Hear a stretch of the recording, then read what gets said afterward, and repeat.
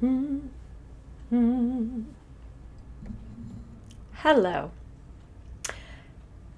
So let's get real. Most of the time, when you pick a new song, the first thing that we like to do is immediately start singing it and start learning it, the rhythm, the melody, all those things. Am I right? How often do you take the time to research the character or really engage in what the song is about? For instance, what is the intention of the song's existence in the first place? Especially in context with the musical or the opera in which it is a part of. So, today I would absolutely love it if you would jump in to the conversation and if you would start out by typing in the comments today, what is the first thing that you do when you get a new song? What's the very first thing that you go and start working on? Go ahead and type that down below and jump into the conversation right from the get-go today. So in today's broadcast, you're going to get 3 tips on how you can be really intentional when you get a new song about how you can focus in on more than the singing and the technical aspect of the song, and you can really elevate your performance. So, happy Monday. If you're joining me here live today, I'm so thrilled that you are with me. If you are watching on replay, thank you for watching, and I hope that you will also get in on the conversation, because what I am here to do is have a conversation and interact with you.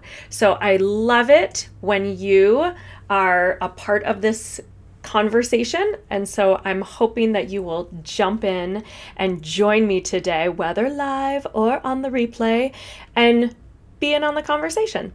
I will absolutely come back to this broadcast if I see that you have posted something after the fact. I'm absolutely going to respond to you. So please be sure to let me know what you think of all of this. Here at the broadcast, we love thumbs up and hearts.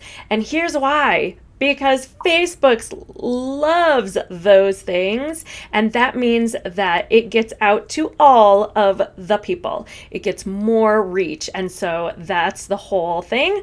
We want to get as many likes and loves as possible so that it will get out to all of the people and show up on your news feeds. Because if people aren't commenting, if people aren't putting in all those emojis, it does not get around the book of face. So be sure to do that, okay? And hey, if you find something that you are in love with, #gold is how we note, like, this is a gold piece of information that I want to remember and I want to share with all of the peeps. So just type in #gold and you can then write in, what was it that was so golden? What was the nugget of goodness? So all of these things help to just, get the information out to all of the people. So thank you for being here. Hey, Suzanne, welcome to the broadcast. Suzanne has typed in what is her first thing that she does when she gets a new song, and she says that she normally finds a way to listen to it first, which is excellent.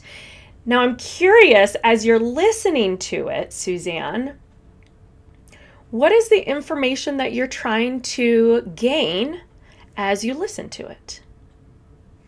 So, follow-up question for you and for anybody else joining me on the broadcast. I would love for you to drop what is the first thing that you do when you are learning a new piece? Suzanne as a follow-up, if it's in English or Latin or Italian or Spanish, foreign language, I'll sing through it with the lyrics.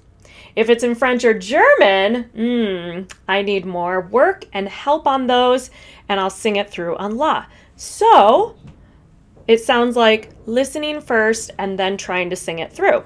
Either on the words if you are comfortable with the pronunciation, or if not, then it sounds like you start on a neutral syllable and then go into the language. Fantastic. Okay, great. Well, hey, for those of you who are joining me and this is your first time being at the broadcast, I want to introduce myself. I'm Amy Mushel with Mushel Music Studio, and I believe at Mushel Music Studio that we have to nurture the whole student, the whole singer when we are learning to sing. So it's not just about how do I use this well, how do I breathe, all of those things, but rather we're talking about the whole individual, and that includes the mind as well as the body. And so it's my goal to foster whole body awareness, and most importantly, to empower you to be able to make choices that will affect how you sing. So if this is your first time being here at Monday Moxie, what this is all about is it is all about bringing pep, courage, determination, and singing tips to boost up your singing. So let's dive on into today's conversation on, wait a minute, authentic character development. So the first thing that I'm actually going to recommend is that the very first thing that you do, even before you start singing and listening, yes, listen. Listening is great because you can at least get an idea of what is all of this about, right? And normally before we pick a song, we have listened to it a couple of times because otherwise, what in the world are we singing? We don't even know what it is. So listening is an excellent thing. But here's my first tip on today's broadcast. Research the show and the character first. Here's why. So a lot of times as singers, we just want to get to the singing, right? Let's sing. And when you are in a choir, how often do you get handed a piece of music and you start singing? And so we tend to grow up with the experience of sight reading and singing first and foremost. And if I was a pianist, then yes, it would be all about the music. But here's the thing.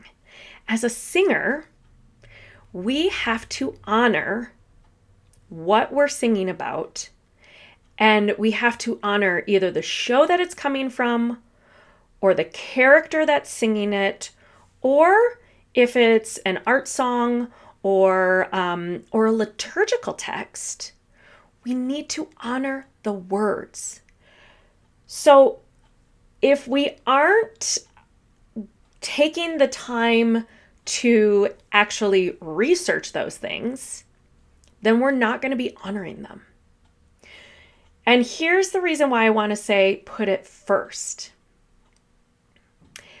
Because if you don't put it first, a lot of times it won't get done. And it will impact your authentic character development right from the get-go. If you're singing and you have no clue what you're singing about, and you have no connection to what it is that you're singing, the likelihood is that the way in which you're singing it is kind of just general. And that's not going to impact an audience. So the first thing that we want to do is research that show or character. Now, if you don't know the story or the character, I've already said this, you cannot serve the music. And we are here to be the vehicle to express the meaning behind the music and the text.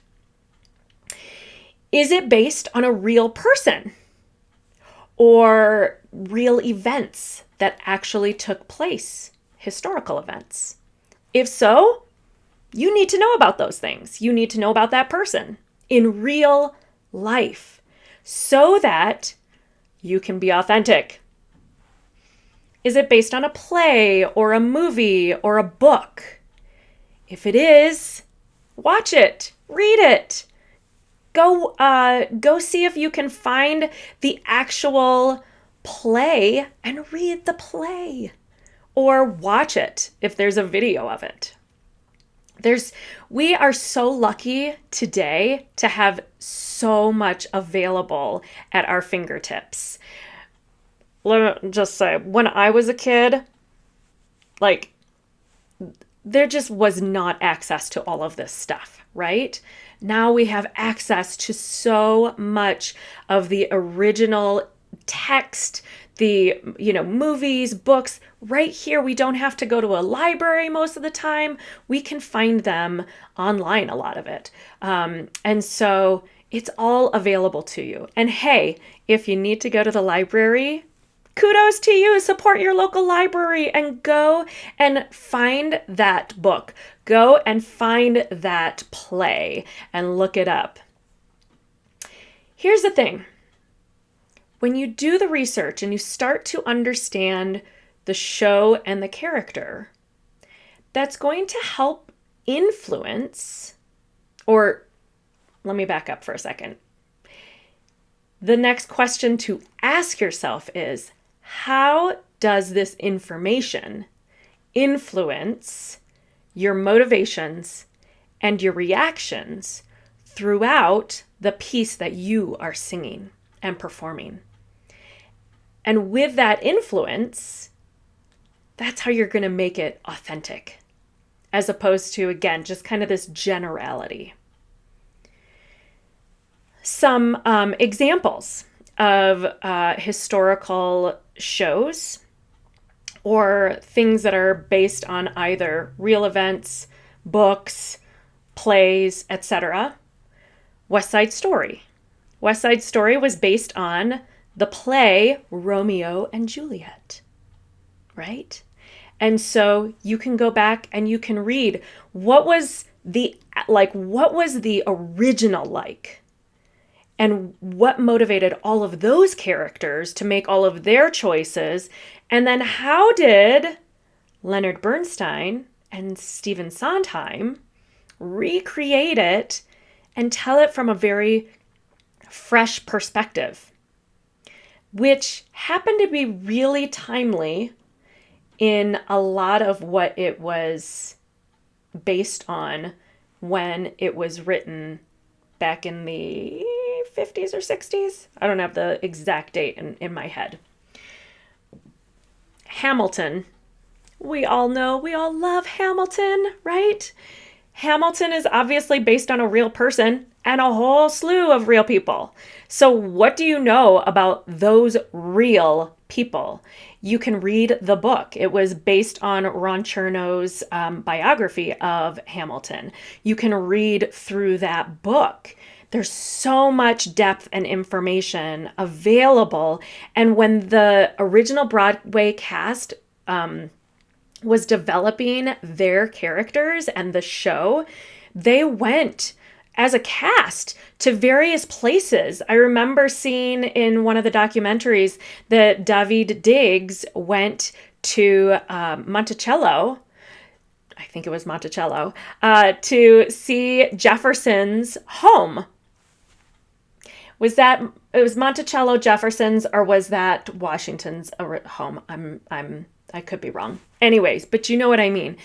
He actually went to the plantation where Jefferson lived, he saw the slave quarters where he had housed his slaves, and it really impacted them. They had a visceral reaction to who these people, real life people, were. Waitress, the musical, is based on a movie. If you're singing something from Waitress the musical, you absolutely should go and rent Waitress the movie and find out what was it about the movie and the initial way that all of those characters were portrayed that inspired the composer and lyricist, right? Mean Girls. Okay, so this is an interesting one. Mean Girls is based on a movie, which is based on a book. So Mean Girls, the movie, is actually based on the book, Queen Bees and Wannabes. So if you are going to be singing something from the musical Mean Girls, now, mind you, if you're from that age bracket, you kind of have firsthand experience of that whole high school experience, right? But you can go back to the book. Yes, you can watch the movie, but you can go back to the book and really find firsthand accounts of stories that were used as examples for how people were treating each other in that book, which then inspired the movie, which then inspired the musical. So if you want to really create authentic characters, do the research on the show and the character first and foremost so that you're starting with real intention. Okay, awesome. That was my first tip. That was a long one. Hey, if you're just joining me here today, I'm asking everybody to pop in the comments, what is the first thing that you do when you get a new song? And I think that we're probably going to see a pretty typical set of things. I think that I'll be really honest. I still sometimes do. I just dive right into the music, right? Because that's the stuff that we really want to do, because we're singers. But we're not just singers. We are performers. We are actors. We are we're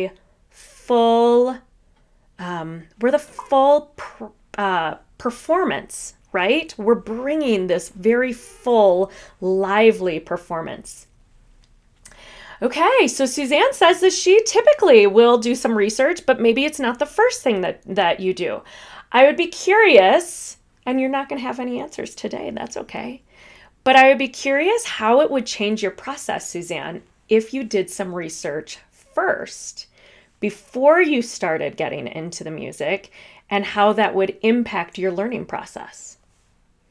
I just think it's an interesting way to do it. Now, that being said, I should go back and say there is no one right way of doing it, right? So if it serves you to start with the music and then work on some of that other research, great.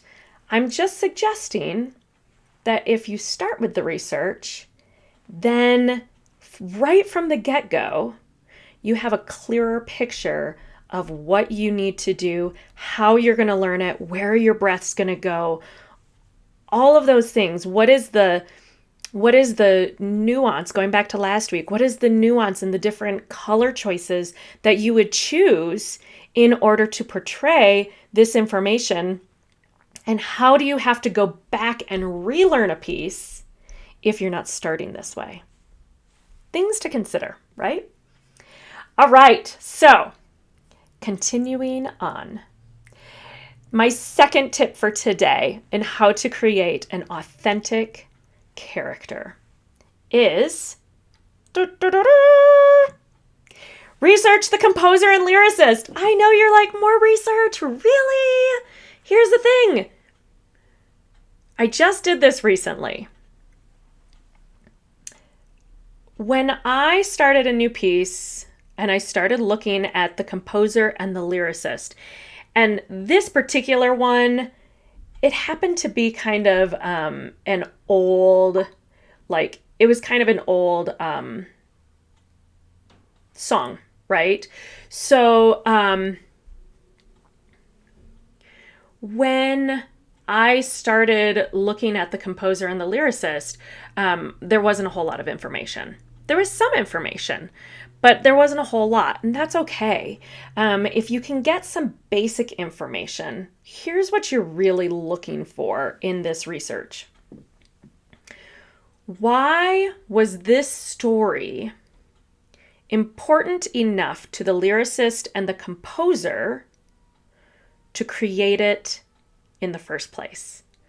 What are they actually trying to say through this creative medium in order to create impact on you and me? Because although some people might be writing music because it's therapeutic, right?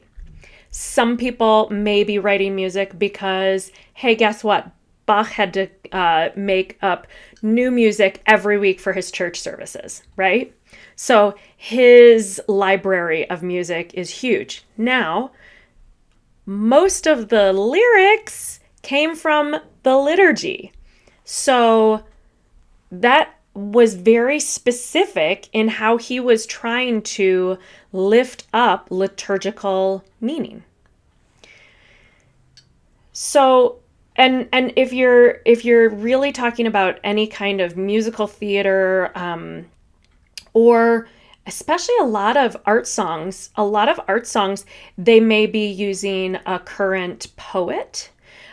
They may be really inspired by a poet who lived before them, and they may like to put those poems to use in their musical creation. Sometimes the composer and lyricist are actually working hand in hand. Look at a lot over the last century.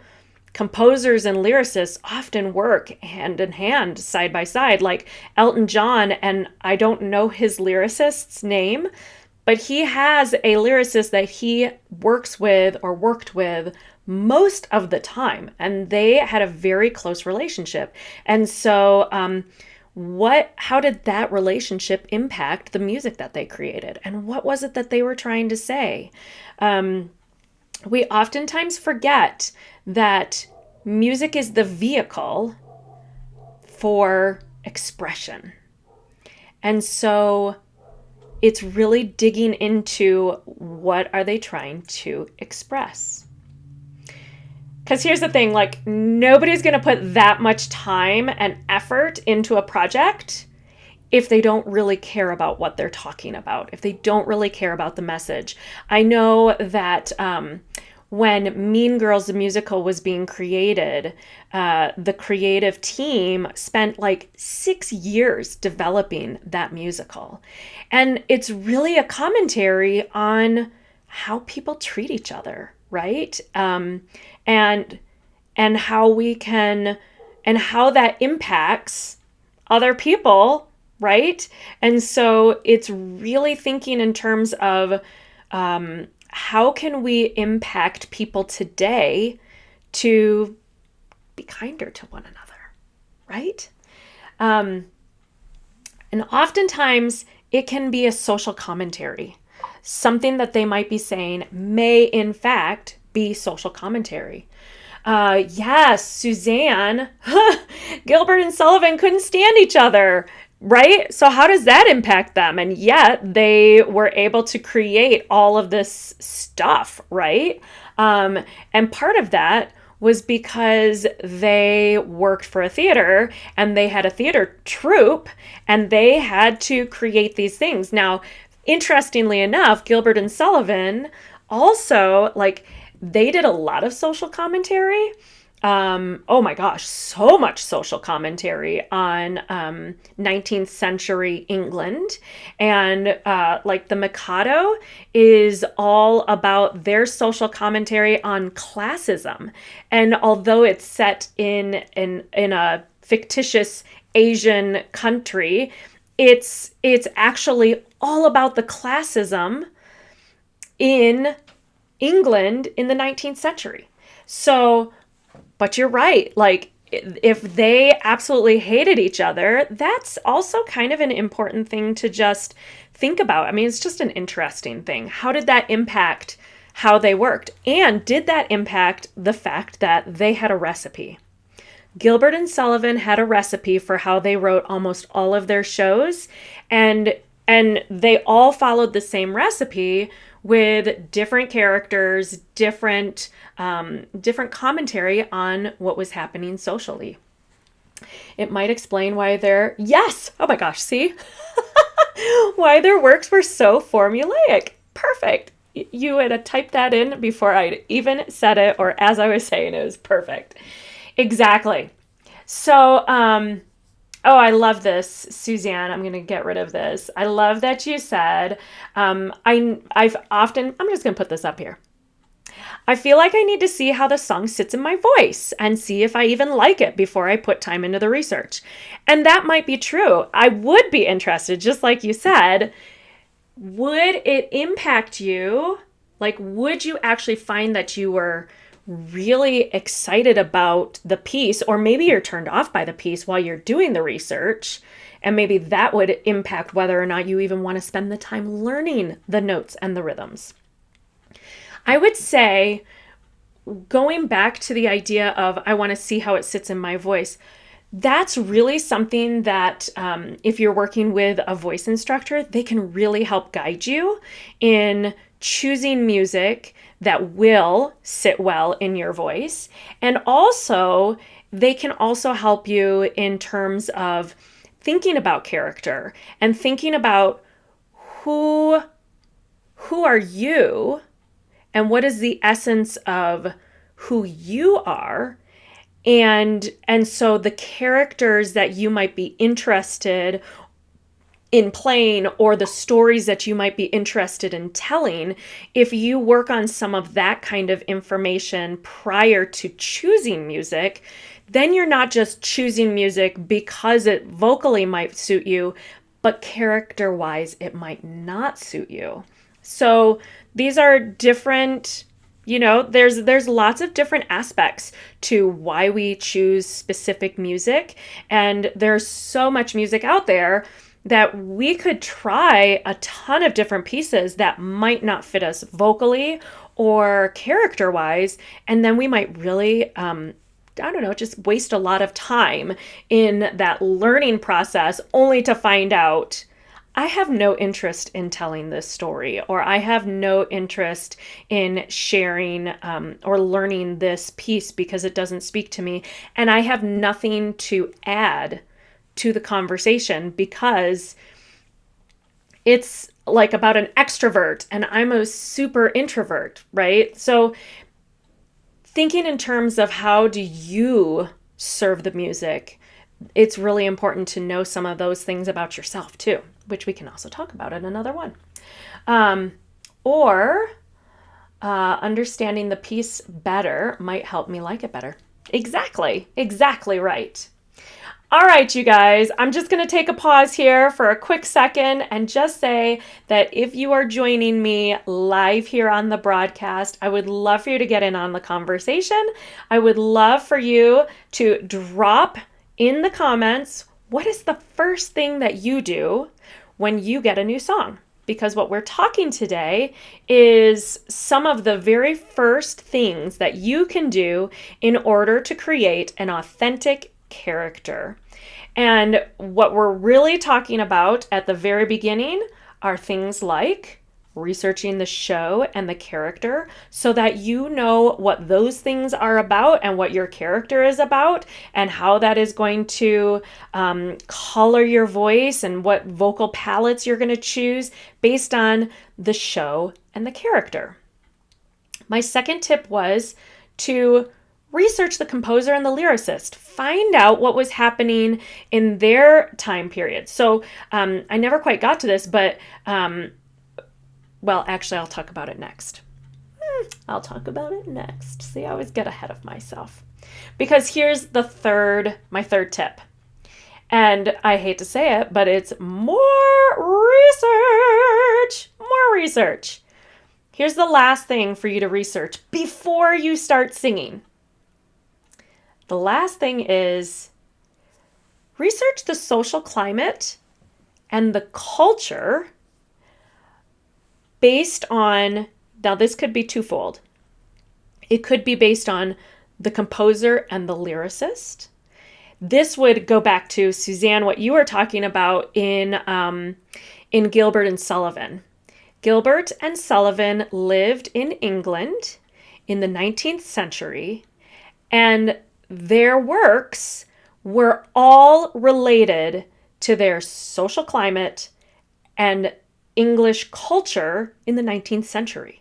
Classism, what was happening in just the hierarchy of classism in 19th century England. And that was different than it would have been in 17th century England. And so that really, their shows were basically all about what was happening culturally and socially during the time that they were alive. Well, if you haven't done any of the research to understand what was happening during those time frames, then you don't really understand the context in which the information is actually being presented. And so, and that will have a huge impact on how you choose to portray your character. In addition to that, I was learning a piece not too long ago that took place, it was written during 19th century in France, and the composer and lyricist, it's not clear if they knew each other, although they were contemporaries, so it would make sense that they would have known each other or had somebody in common for the composer to have put a poem, set it to music. But what was so fascinating was the depth in which the poem was talking about sadness and love and grief and how much turmoil was happening in France, war after war after war, and revolution and changing and shifting of political power constantly. And so that would have absolutely impacted the lyrics, and then that would have absolutely impacted the composer themselves, who would have been setting that text to music. So by taking the time, and I'm not talking about hours and hours and hours, right? But taking a little bit of time to just go through and find out, well, what was happening during that period? What was happening during the period in which the composer and lyricists were alive? But then also, what was happening during the time period in which this book, movie, play, musical, the story itself was set. So for instance, Little Women. Little Women is based on a book, and the book was really kind of biographical, right? And it was based on a family during the Civil War era with all of these girls. So thinking from the standpoint of the Civil War era, how does that time period impact all of these women in their choices and how they acted and how they thought? For instance, Jo, oh my gosh, she was way ahead of her time, right? The fact that she didn't want to be a subservient girl, right? She had a lot of fire and spunk, and she was like, she was already trying to think in terms of how am I going to serve me, and how am I going to be independent, and that impacted so much of her life. And then of course that impacted her having a book published, and not just published, but I'm pretty sure, if I remember this correctly, I could be wrong, but I believe that she self-published her book, right? She did go to a publisher, but she didn't hand over the rights to her book. She maintained the rights, unheard of, especially for women during that time period. So what does that say about her? What does that say about her parents who raised her? What does that say about, just there's so much in terms of how was she bucking the system? And also then, when was she making choices to live within the confines of that social climate and the culture? So all of these things can really highlight how we're going to make choices in how we sing, how we present ourselves on stage, what we think about the song and the lyrics themselves, and how we react to what they're telling us. And again, if we're doing this kind of research before we've spent the time learning music and doing all of those things, only to find out I have no connection to this person. This does not speak to me. I feel like I could just be up there going blah blah blah blah blah blah, right? And that would have just as much impact as what this is. Or if you're not really a Joe, should you be singing music that Joe sang if you don't have a connection to how Joe was spunky and courageous and, going beyond the confines of the norm and what was allowed, not just what was expected, but what was allowed, and how she pressed boundaries, right? If that's not who you are, although it might feel kind of fun to sometimes I like to play villains because it's kind of fun, right? But the question is, can you authentically portray that, or will imposter syndrome come up for you? And so these are the kinds of things that although it might feel like, well, I don't want to waste my time researching, I think, and I'll be curious to see what you guys come back with. I'd be curious to know, as you play with these ideas, what are your thoughts and impressions? Because my impression is I can spend a whole lot more time learning the music than I would researching. Although I just came up with all those things that you would research, I feel like that would take an hour or 2 hours tops, versus spending weeks on a song and then doing the research only to find out I have no interest in this person.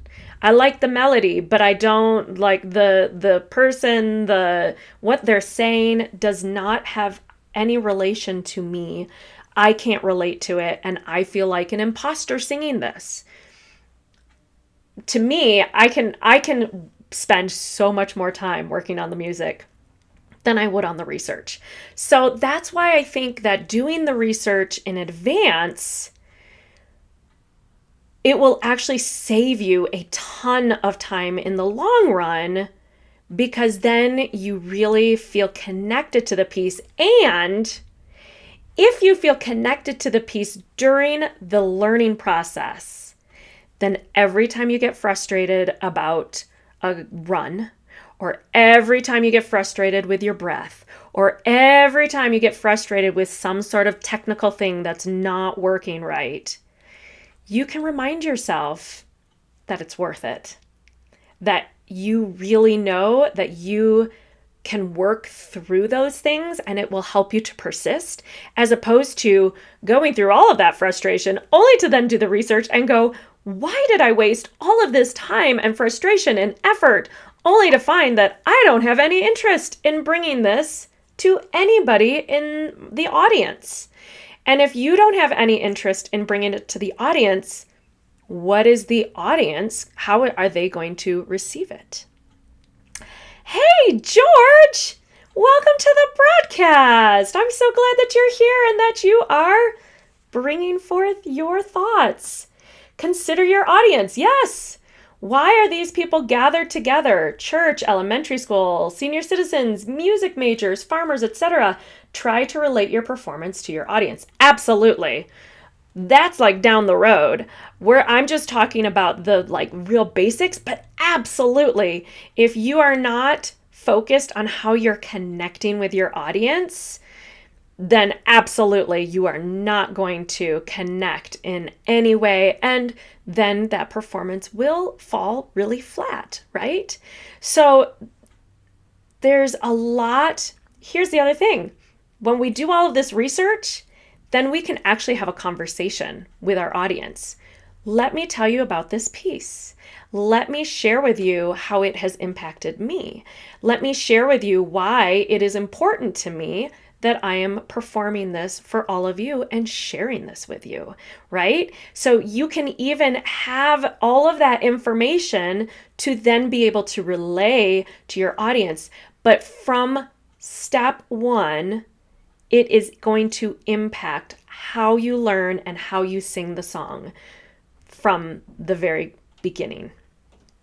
So I want to say thank you so much for being here with me today on this Monday Moxie. I hope that these 3 tips were really helpful for you. I'm going to do a quick recap, and then we will call it a day on this Moxie, on this very frigid Monday.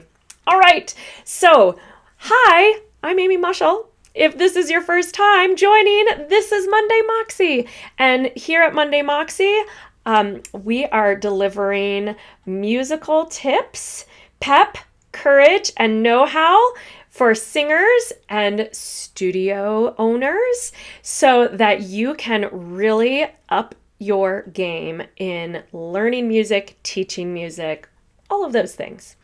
And here at Mushel Music Studio, I believe in nurturing the whole singer. That includes the mind, the body, as well as the voice. The voice is only one part of that whole instrument.